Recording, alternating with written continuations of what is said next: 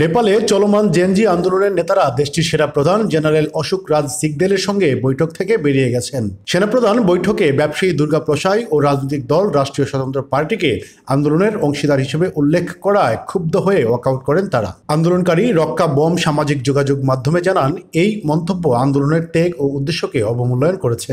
ফলে তারা আলোচনা ত্যাগ করে সেনা সদর দপ্তর ত্যাগ করেছেন। এদিকে প্রধানমন্ত্রী কেপি শর্মা ওলির পদত্যাগের পর আন্দোলনকারীরা নতুন নেতৃত্ব খুঁজছে।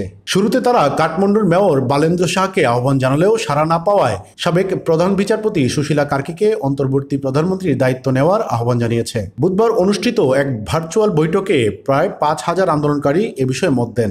সেখানে সুশীলা কার্কির পাশাপাশি বিদ্যুৎ প্রধান কুলমান গিসিং, তরুণ নেতা সাগর ঢাকাল ও দারণ শাহের মেয়র হারকা সাপাংয়ের নাম আলোচনায় আসে। ডেস্ক রিপোর্ট, প্রতিফলন।